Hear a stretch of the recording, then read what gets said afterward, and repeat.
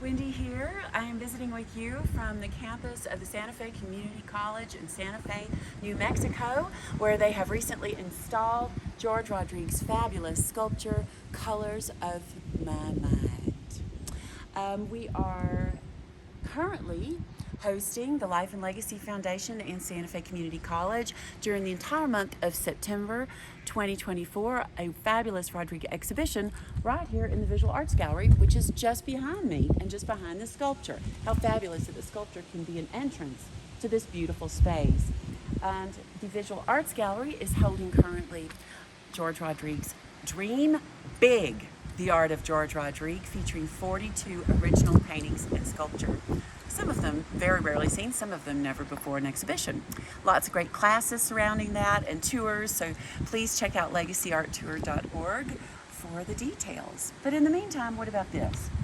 Well, this is actually going to stay on long-term loan here at the community college. I was really thrilled when they asked me if they could do that here, because pieces like this were meant to be in public view, meant to be enjoyed by anyone who wants to enjoy them, and for free.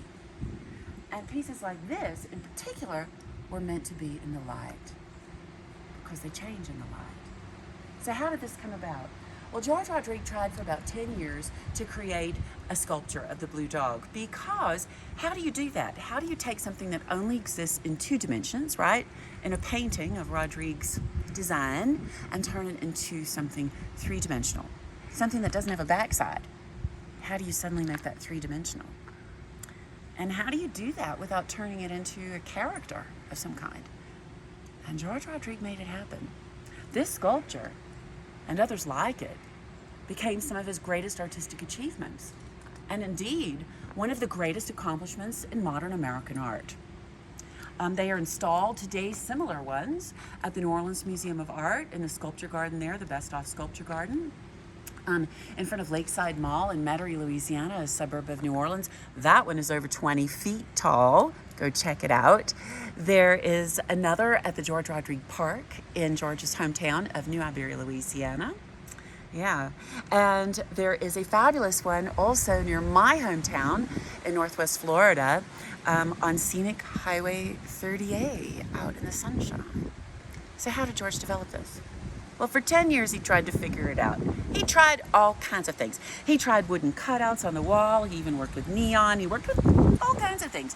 He was constantly clipping and shaping and forming things, working on it 10 years. Well, he worked on other things too, of course. And one night, he and I were waiting for a table at Houston's Restaurant, maybe some of you know it, in New Orleans on St. Charles Avenue. And I was rattling on about something as usual. And George was playing with the cocktail napkins.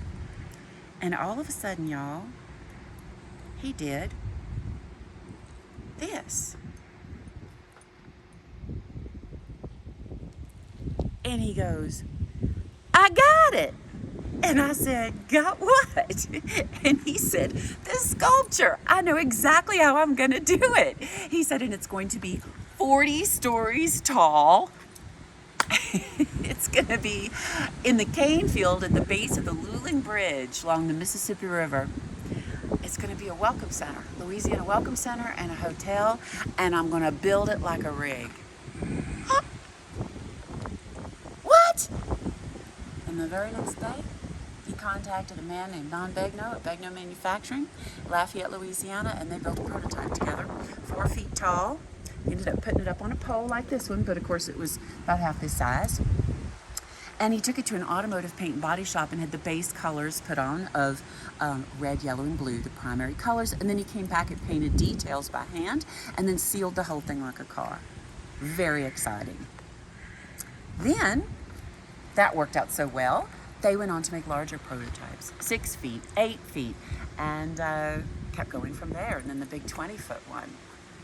And the only reason he never finished that 40-story tall welcome center was because he became sick with his cancer.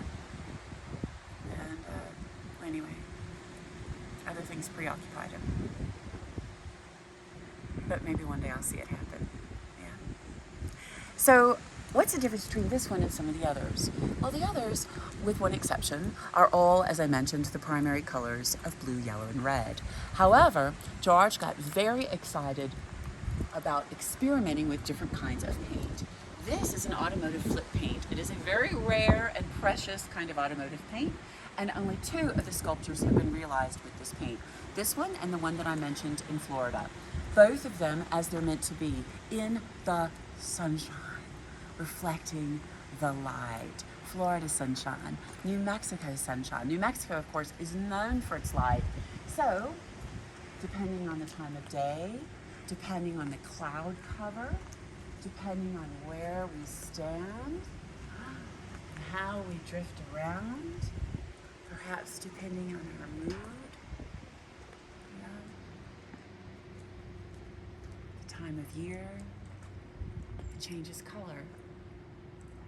And it changes in the feelings that it evokes, that it inspires, which I hope are different for everyone. A bit like a rainbow, huh? Very beautiful. So as I said, I'm very happy that this will be on long-term loan here at the Santa Fe Community College Santa Fe Community College. Please come and see it.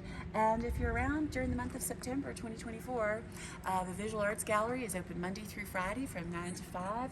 Come and see the exhibition because it is fantastic. Visit legacyarttour.org to learn more. Thank you to Santa Fe Community College. Thank you to my Douglas for filming this. Thank you also specifically to Santa Fe Community College Continuing Education, which has invited me to do classes and really made this all possible, and also to the Santa Fe Community College Foundation, which has helped support projects like this. We're going to be doing stuff with kids, adults, everybody. Come see us. Enjoy life, y'all.